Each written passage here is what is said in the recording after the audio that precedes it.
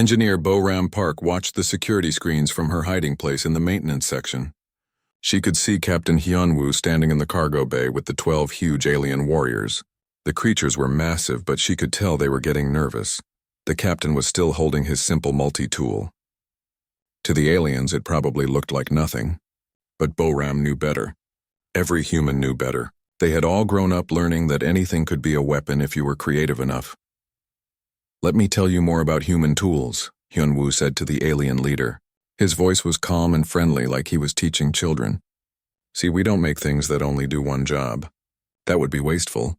He opened the screwdriver again. "This fixes machines, but it also works as a lever to pry things apart, or as a probe to disable electronics. If I heat it up, it becomes a branding iron. If I sharpen it more, it becomes a surgical instrument." The aliens looked at each other. They were starting to understand that humans thought differently than they did. "And if I need to, I can use it to blind someone by jamming it into their eye," Hyunwoo continued in the same friendly voice. "Very effective against most species. Eyes are always vulnerable." One of the smaller alien warriors made a choking sound. His weapon drooped toward the floor. Bo-Ram smiled as she watched. The captain was doing exactly what she would have done. Show them that humans didn't need special weapons because everything was already a weapon. "Now the pliers," Hyunwoo said, opening that tool. "Obviously useful for gripping things, but also excellent for torture. Human fingers have many small bones. These pliers can break them one by one, very slowly, very painfully." The alien leader was breathing harder now. "Stop. We do not need to hear about torture." "Oh, but this isn't torture," Hyunwoo said with surprise. "This is just normal maintenance. Humans repair things by taking them apart and putting them back together. We learned how to do that with everything, including living creatures." Bo-Ram could see the aliens shifting their weight from foot to foot. They were warriors who had conquered 47 worlds, but they had never met anyone like humans before. "Should I show them my tools?" she asked quietly into her communicator. "Not yet," Hyunwoo replied. "Let me finish with the basic kit first." He reached into another pocket and pulled out a small emergency kit. Every human space traveler carried one. It contained basic medical supplies and survival tools. "This is for emergencies," he explained to the aliens. "But humans are very good at creating emergencies when we need to." He opened the kit and pulled out a small medical scalpel. The blade was tiny but very sharp. "This is for surgery, for cutting into flesh to fix problems. But it also cuts very clean wounds in exactly the right places to cause maximum bleeding." The alien leader took another step backward. "These are medical tools." "Yes," Hyunwoo agreed. "Humans learned medicine by studying death. We know exactly where to cut to help someone, and we also know exactly where to cut to hurt them very badly." He pulled out a small bottle of antiseptic. "This cleans wounds. But if you spray it in someone's eyes, it causes terrible pain and blindness. Very useful in a fight." Another bottle came out. "Pain medication. Very strong, but too much of it stops the heart, and if you inject it into the wrong place, it causes paralysis." The aliens were listening very carefully now. Their weapons were still ready, but Bo-Ram could see uncertainty in their movements. "Bandages," Hyunwoo said, pulling out rolls of white cloth. "For stopping bleeding. Also excellent for tying people up. Or for strangling. Very quiet method of killing." He pulled out a small flashlight. "For seeing in dark places. Also makes an excellent club. Human skulls are hard, but alien skulls might be softer, and the light can blind someone temporarily if you shine it in their eyes." The largest alien warrior was sweating now. Bo-Ram could see dark patches on his armored skin. "Emergency food tablets," Hyunwoo continued. "Keep humans alive when there is no other food. But they can also be ground up and mixed with liquids to make poison. Humans know many ways to make poison from ordinary things." He held up a small fire starter. "For making heat when we need it. Also for starting fires that destroy evidence. Or for heating metal tools until they burn flesh." The alien leader was shaking his head. "No, no more. These are not weapons. These are survival tools." "Exactly," Hyunwoo said with a bright smile. "Humans survive by being creative. We don't see much difference between helping ourselves and hurting our enemies. Both require the same knowledge." Bo-Ram decided it was time to join the demonstration. She picked up her toolkit and walked to the cargo bay. The aliens turned to look at her as she entered. She was much smaller than they were, but they all took a step back. "This is our chief engineer," Hyunwoo said. "Bo-Ram, would you like to show our guests your work tools?" Boram smiled and opened her toolkit. It was full of devices for fixing the ship's systems.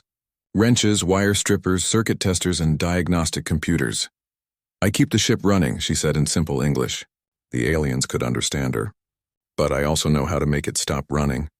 And how to make other ships stop running too. She pulled out a large wrench. This tightens bolts. But it also makes an excellent club. One hit to the right spot and most creatures stop moving permanently. The aliens were backing toward the door now. Wire strippers, she continued, showing a tool that looked like pliers with cutting edges. I use these to prepare electrical cables. But they also strip skin very efficiently. And if I connect the bare wires to someone's body, the electricity does terrible things. One of the alien warriors dropped his weapon. It clattered on the metal floor. Circuit tester, Boram said, holding up a device with 2 metal probes. Finds electrical problems. Also delivers painful shocks to living creatures. Very useful for interrogation. She pulled out her diagnostic computer. This analyzes ship systems and finds weaknesses. It also analyzes biological systems and finds weaknesses. Heart rate, breathing patterns, stress levels. I can tell exactly when someone is about to break. The alien leader was breathing very fast now. What kind of species are you? We're engineers, Boram said with confusion. We fix problems. Sometimes the problem is that our enemies are still alive, so we fix that too. Communications officer Da-Un Choi's voice came over the intercom again. Captain, I have some cultural information loaded up. Should I share our entertainment with our guests? Hyunwoo looked at the terrified aliens. I think they're ready for the next lesson. Yes, Da-Un. Show them what humans call fun. Boram could see the aliens looking at each other with growing fear. They were beginning to understand that they had made a terrible mistake. They had expected to find a weak species with primitive weapons. Instead, they had found humans. And humans didn't need weapons because everything was already a weapon in their hands. Navigator Jin-Ho Song walked into the recreation room, carrying something that made the alien warriors freeze with terror. It looked completely harmless, just a small wooden box with colorful blocks inside. The kind of toy that human children played with. Only 4 Vorthak warriors were left now. The others had fled the ship in panic after learning about human medicine and games. These 4 stood pressed against the wall, their weapons forgotten on the floor.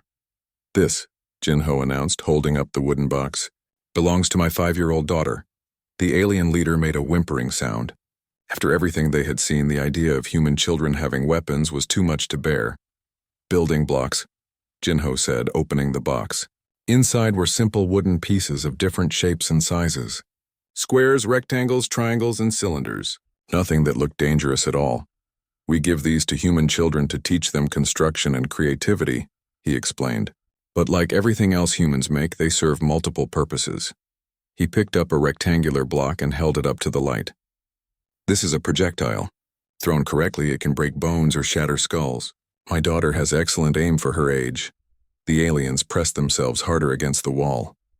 Or it becomes a hammer, Jin-Ho continued, gripping the block differently. For driving stakes into the ground. Or into enemies. Wood is lighter than metal, but just as effective if you know how to use it. He picked up a triangular piece. This makes an excellent stabbing weapon. Sharp point, solid grip, very effective against soft targets. One of the remaining alien warriors slid down the wall and sat on the floor. He was making small crying sounds. The cylindrical pieces roll, Jin-Ho said, demonstrating. Perfect for creating traps. Scatter them on the ground and your enemies lose their footing, or use them as ball bearings in mechanical devices. Very useful for sabotage. He began building with the blocks, creating a small structure. But the real weapon is the knowledge these toys teach. Structural engineering, load distribution, how to build things that last, and more importantly, how to destroy things efficiently. The structure he built looked like a simple house, but Jin-Ho pointed out all its weak points. Attack here and the whole thing collapses. Cut this support and everything falls down. Human children learn to spot structural weaknesses before they can speak properly. Captain Hyunwoo watched the demonstration with approval. Jin-Ho, tell them about navigation toys.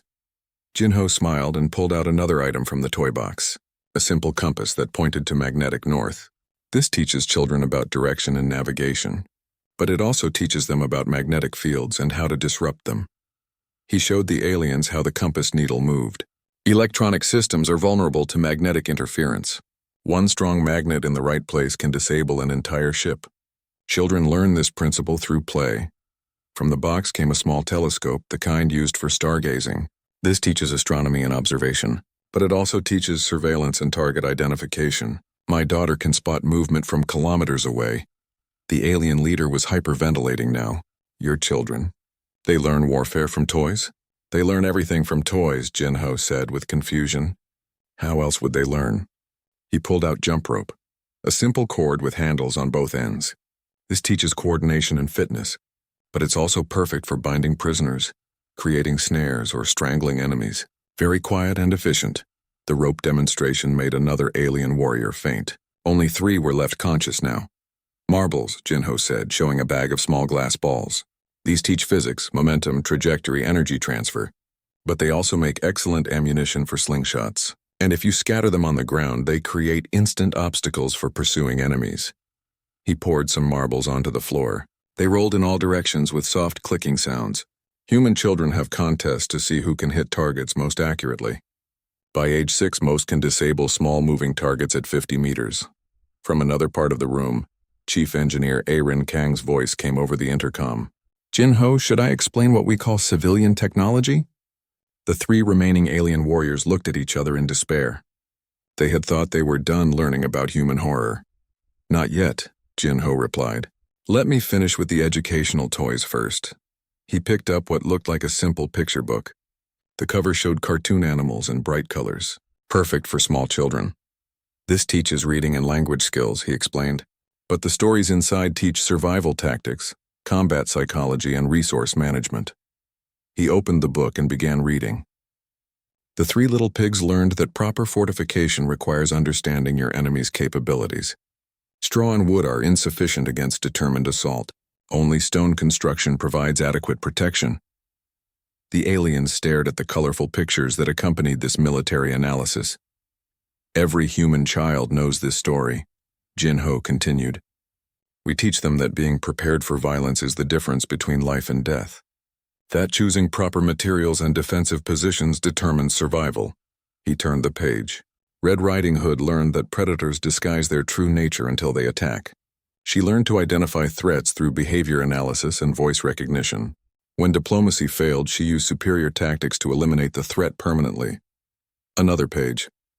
Hansel and Gretel learned that resources are limited in hostile territory. They learned to mark their trail for strategic retreat.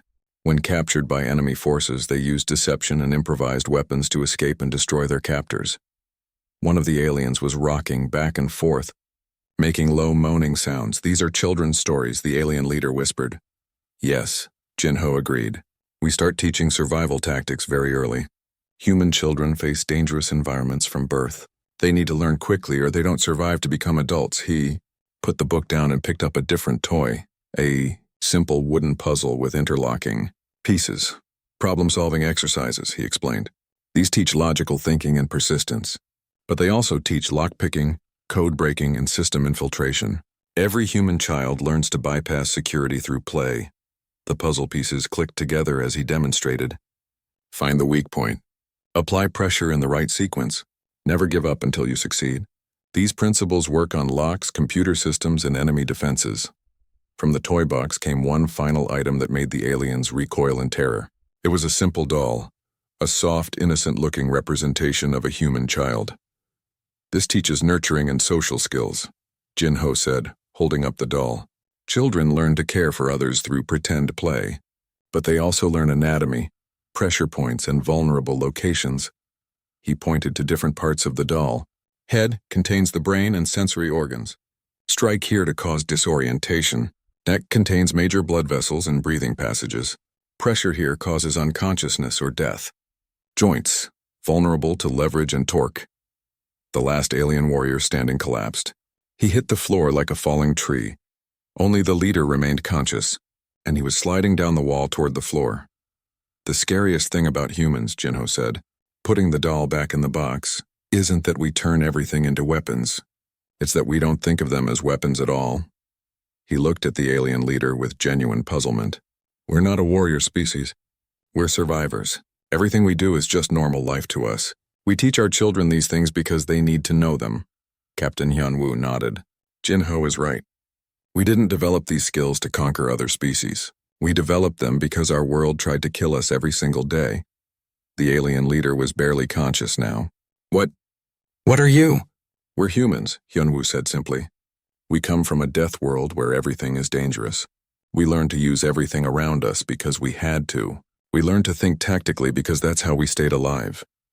Engineer A. Rin Kang's voice came over the intercom again. Captain, I think our guests are ready to understand civilian technology now. Should I explain what human non-military devices can do? The alien leader made a sound like air escaping from a punctured container. His eyes rolled back and he slumped to the floor, unconscious. All 12 Vorthak warriors were now either unconscious or had fled the ship. The humans looked at the scattered aliens with concern. Did we say something wrong? Sojin asked, checking the pulse of the nearest unconscious warrior. I don't think they understood that we were being friendly, Da-un said thoughtfully. Captain Hyunwoo shook his head. Well, at least now they know not to underestimate humans. Outside the ship, emergency signals were being broadcast to the Vorthak fleet. The message was simple but urgent. Retreat immediately. Do not engage. Humans are not what we expected. Recommend extreme diplomatic caution. Military action inadvisable, possibly impossible. The alien warriors were trembling now. 3 of them had already dropped their weapons and were backing toward the exit. The others stood frozen, staring at the humans who had just demonstrated that everything could be a weapon. Captain Hyunwoo looked at the terrified Vorthak with something like sympathy. You wanted to see our military weapons, he said calmly. Our guns and explosives and battle gear. The alien leader nodded quickly. His voice shook when he spoke. Yes, show us your real weapons. Your military technology. Follow me, Hyunwoo said. He led the aliens out of the cargo bay and down a corridor. Boram and Da-un walked behind them, watching as the huge warriors tried to make themselves look smaller. They were expecting to see an armory filled with advanced weapons. Instead, Hyunwoo stopped at a door marked Recreation Room. This, he said, opening the door, is where we keep our weapons. The aliens peered inside and saw what looked like a common area for relaxation. There were comfortable chairs, tables, and shelves full of games and books. Nothing that looked dangerous at all. I don't understand, the alien leader said. Hyunwoo walked to a table and picked up a wooden box. He opened it to reveal a chess set with black and white pieces arranged on a checkered board. These are tactical training devices, he explained. Every human child learns warfare through games like this. He picked up a small horse-shaped piece. This is a knight. It moves in an L pattern to attack enemies from unexpected angles. Children learn flanking maneuvers by playing with toys. The alien stared at the simple game pieces. Chess simulates medieval warfare, Hyunwoo continued. But the principles are universal. Control the center. Protect your resources. Sacrifice weak pieces to save strong ones. Plan multiple moves ahead. Every human learns these concepts before they reach adult size. He moved some pieces on the board. See this move? It's called a fork. One piece attacks 2 enemy pieces at once, forcing them to choose which one to save. We teach this to 6-year-old children. Boram joined them at the table. My daughter learned chess when she was 4 years old, she said. Now she's 8 and she can think 15 moves ahead. She beats adult aliens at strategy games. The alien leader was breathing heavily. Children should not learn warfare. Why not? Daeun asked, genuinely curious. How else would they survive? She picked up a deck of cards from another table. These teach probability, psychology, and deception. Humans learn to read facial expressions, control their emotions, and lie convincingly, all essential skills for survival. She dealt some cards face down on the table. This game is called poker. You have to figure out what cards your opponents are holding by watching how they behave. You have to hide your own emotions. You have to decide when to fight and when to retreat. And you have to know when someone is trying to trick you. One of the alien warriors sat down heavily in a chair. He was hyperventilating. Board games, Hyunwoo said, gesturing to shelves full of colorful boxes. Resource management, territory control, supply line management, economic warfare. Humans turn every aspect of conflict into entertainment. He pulled down a box and opened it. This one simulates running a galactic empire. Players have to balance military spending with economic development. They learn to manage multiple wars while keeping their population happy. Children play this for fun. The aliens looked at the complex game board with dozens of pieces and hundreds of cards. It was more detailed than most military planning systems. Here's one about disease control, Boram said, opening another box. Players try to stop deadly plagues from spreading across the world. But they also learn how plagues spread, how to make them more effective, how to target specific populations. She smiled at the aliens. My son's favorite game. He's very good at creating epidemics. Medic Sojin Lee entered the recreation room carrying her medical bag. The aliens turned to look at her and several more backed toward the door. Ah, Sojin, Hyunwoo said. Perfect timing. Our guests want to understand human weapons. Would you explain medical technology? Sojin set her bag on a table and opened it. Inside were instruments that gleamed like surgical steel.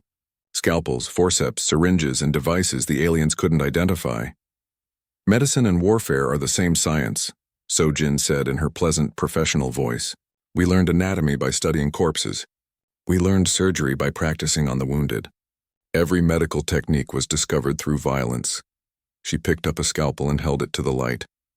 The blade was incredibly sharp and perfectly balanced. This cuts flesh with surgical precision, she explained. I use it to save lives by opening bodies and fixing problems inside. But the same knowledge that lets me heal also lets me harm. The aliens were frozen with terror as she continued. I know exactly where to cut to reach any organ. I know which arteries carry the most blood and which nerves control movement. I can paralyze someone with a single precise incision, or I can cause them to bleed to death very slowly. She picked up a syringe. This delivers medicine directly into the bloodstream, but it can also deliver poison, or air bubbles that cause instant death, or drugs that cause hallucinations and madness. One of the alien warriors fainted. He crashed to the floor with a sound like falling metal. Anesthetics, Sojin continued, holding up a small bottle. These block pain so patients can survive surgery, but too much causes permanent unconsciousness, and the exact amount needed varies by species. I would have to experiment to find the right dose for your physiology. She pulled out monitoring equipment. These machines track heart rate, breathing, and brain activity. I use them to keep patients stable during operations, but I can also use them to monitor torture victims and ensure they stay conscious for maximum pain. The alien leader was shaking uncontrollably now. Stop. Please, no more. But I haven't explained human biology yet, Sojin said with concern. Don't you want to understand why we're so dangerous? She pulled out an anatomy book and opened it to a page showing human muscular structure. Humans evolved on a death world. Everything there tried to kill us. Predators, diseases, weather, even the plants were poisonous. The aliens stared at pictures of human skeletons and organs. Our bones are incredibly dense and strong. Our muscles can produce enormous force in short bursts. Our immune system fights diseases that would kill most species instantly. And our brains are designed for rapid threat assessment and response. She flipped to another page. But the most dangerous thing about humans is our pain tolerance. Most species stop fighting when they're injured. Humans become more dangerous when they're hurt. She showed them medical studies about human injury response. Adrenaline, endorphins, and other combat chemicals flood our systems during violence. We can function normally with injuries that would disable most creatures. We can fight effectively even when we're dying. Another alien warrior ran from the room. His footsteps echoed down the corridor as he fled. Human medicine is based on keeping people alive during extreme trauma, Sojin continued. We can survive blood loss, organ damage, broken bones, and tissue destruction that would kill anyone else. And if we can survive it, we can inflict it. She closed the medical book and looked at the remaining aliens with professional interest. Would you like me to examine your physiology?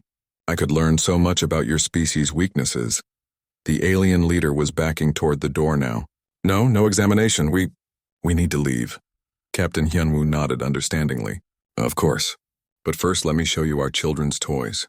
I think you'll find them very educational. The aliens looked at each other in pure terror. They were beginning to understand that there was no end to human horror. Everything these creatures touched became a weapon. Every knowledge they gained became a tool for destruction. And the worst part was that they seemed to think it was all perfectly normal. Communications Officer Da-un Choi walked into the cargo bay carrying what looked like a simple tablet computer. To the alien warriors, it probably seemed harmless. Just another piece of human technology. They barely looked at it as she entered. The 12 Vorthak warriors were already nervous after watching Captain Hyunwoo and Engineer Boram demonstrate human tools. Their weapons were still ready, but their confidence was shaking. They had conquered 47 worlds, but they had never met anyone who thought like humans did. This, Daewon announced, holding up the tablet, contains the most dangerous weapon in human history. The alien leader looked at the small device and laughed, but the sound was forced. Not as confident as before. That is a computer, a simple information storage device. How can it be dangerous? Daewon smiled. It was the same kind of smile Captain Hyunwoo had used earlier. The smile of someone who knew a secret. Let me show you. She touched the screen and sound filled the cargo bay. Deep drums that seemed to match the rhythm of a heartbeat. Boom, boom, boom. The alien warriors shifted uncomfortably as the sound grew louder. This is human war music, Daewon explained. We use it to prepare for battle. The drums sync with our hearts and make our blood flow faster. Our bodies prepare for violence automatically. The drumbeat changed, becoming faster and more urgent. Boram could see the aliens' breathing getting quicker. Even their advanced physiology was responding to the rhythm. Every human culture has war songs, Daewon continued. We sing them when we march to battle. We sing them when we're afraid. We sing them when we want to become more dangerous than we already are. The music changed again.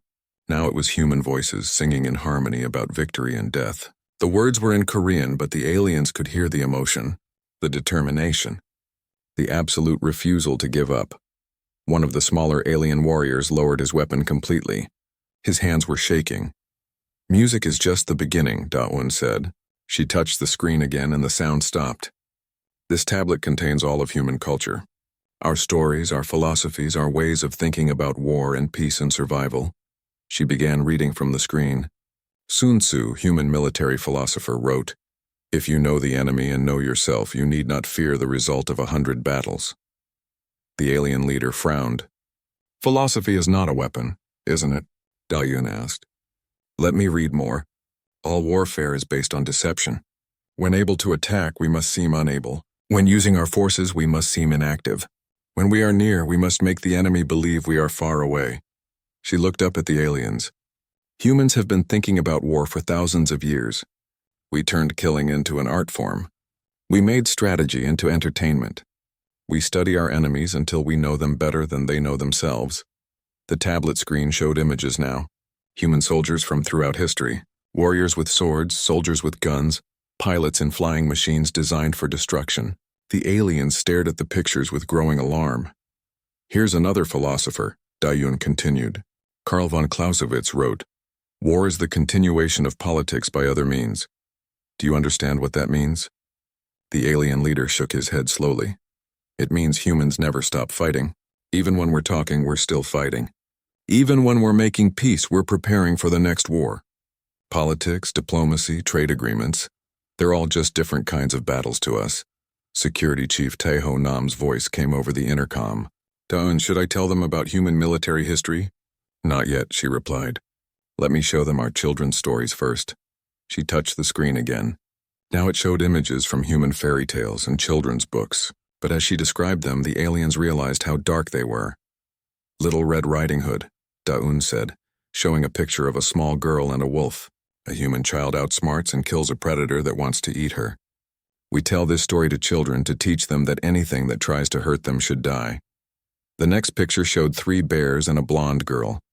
Goldilocks breaks into someone's home, destroys their property and escapes when they return. We teach our children that invasion and theft are acceptable if you're clever enough. Another picture appeared. A boy climbing a giant plant. Jack and the Beanstalk. A human child climbs into a giant's home, steals his treasure, and kills him when he tries to stop the theft. The moral of the story is that being bigger doesn't make you safer.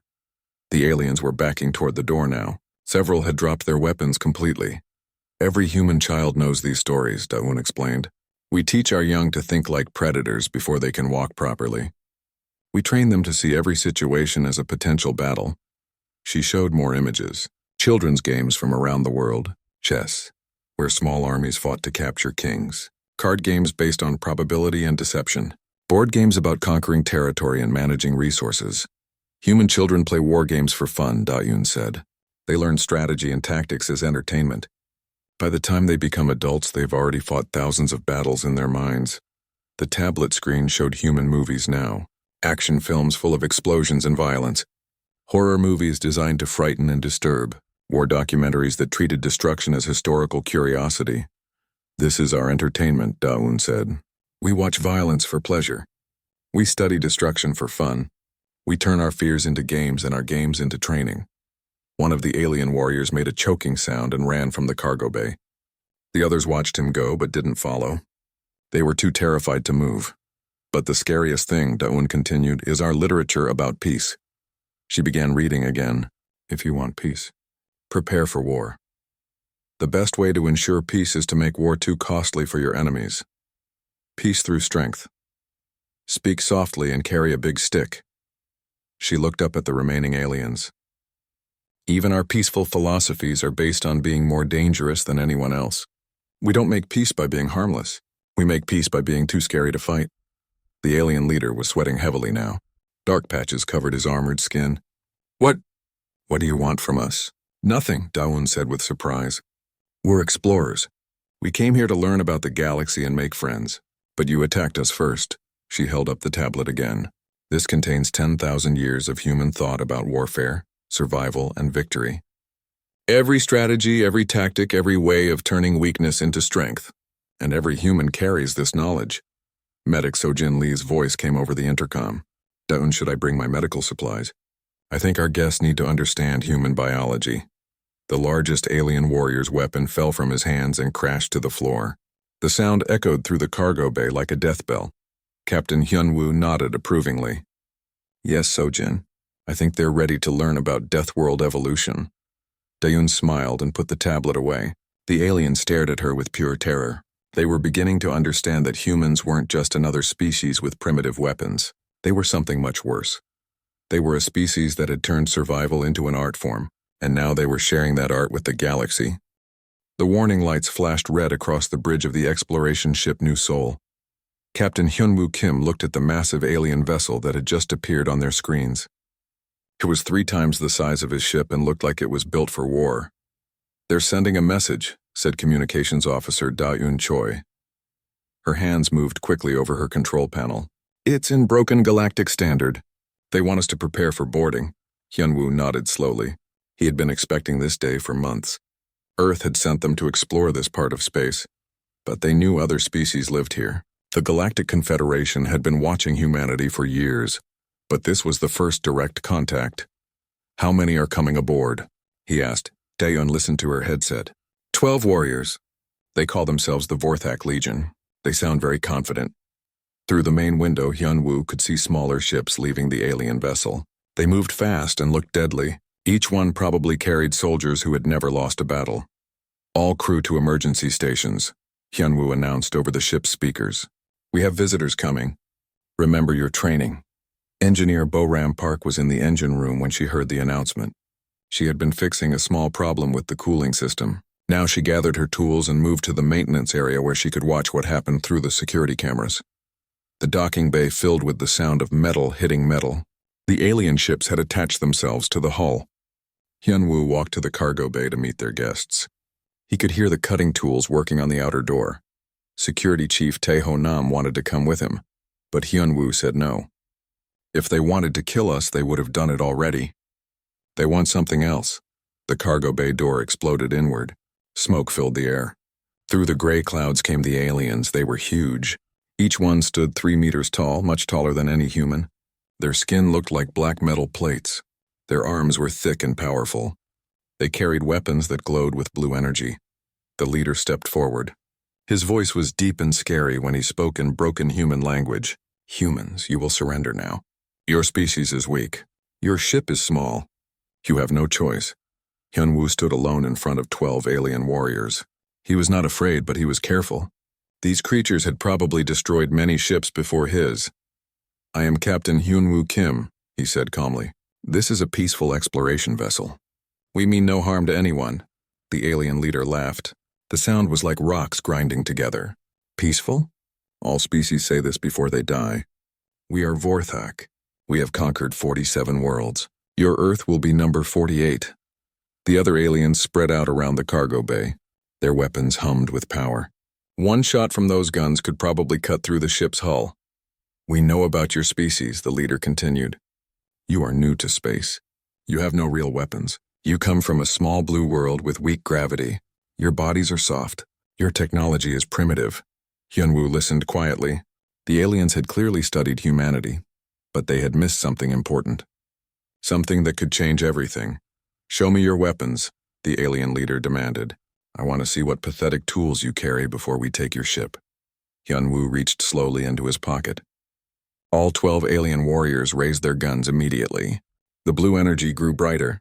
One wrong move and he would be vapor. But Hyunwoo was not reaching for a gun. His hand came out holding something small and metal.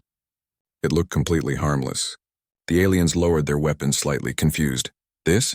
Hyunwoo said, holding up the small device. It had several tools folded into one handle. A screwdriver, some pliers, a small knife, and wire cutters. "You want to see a weapon?" The alien leader looked at the tiny multi-tool and laughed again.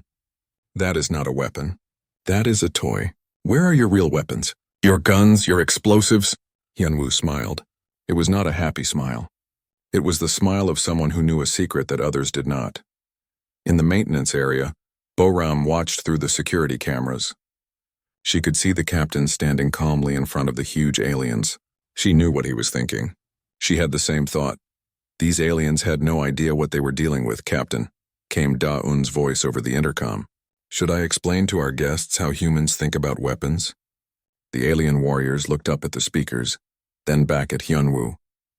They were starting to look less confident. Something in the human's voice had changed. Something in his eyes was different. "Not yet," Hyunwoo said quietly. He held up the multi-tool again. "First, let me show them this." He opened the screwdriver attachment. "See this? Humans use it to fix things, but it also makes an excellent stabbing weapon. The tip is sharp and strong. It can pierce armor if you know where to strike." The alien shifted uncomfortably. This was not what they expected. Hyunwoo opened the pliers. These grab and twist. Very useful for repairs. Also very useful for grabbing fingers and breaking them. Or crushing windpipes. The alien leader took a step back. "These are not weapons. These are tools." "Yes," Hyunwoo agreed. "That's exactly the point. Humans don't see much difference between tools and weapons. Everything we make serves more than one purpose." He opened the small knife. "This cuts wire and strips insulation. It also cuts flesh very efficiently. And these wire cutters? Perfect for severing important cables or important body parts." The cargo bay had become very quiet. The aliens were listening carefully now. Their weapons were still ready, but they were no longer laughing. Hyunwoo put the multi-tool back in his pocket. "This is what every human carries. Every day. We don't think of it as a weapon because we don't have to. But if we needed to fight, this little tool could kill all of you." The alien leader's voice was less certain now. "Impossible. It is too small. Size doesn't matter," Hyunwoo said. "Knowledge matters. Humans have been fighting for survival since we first existed. We learned to use everything around us as a weapon. We had to. Our world tried to kill us every day." Medic Sojin Lee's voice came over the intercom. "Captain, should I bring my medical kit?" "I think our guests might want to see what we call emergency supplies." The largest alien warrior looked nervous now. His weapon shook slightly in his massive hands. Hyunwoo nodded to himself. The aliens were beginning to understand. They'd come expecting to find a weak species with primitive weapons. Instead, they were learning about humans. About what it meant to come from a death world. About what it meant to survive when everything wanted you dead. "Yes, Sojin," he said. "I think our new friends need to learn more about human weapons."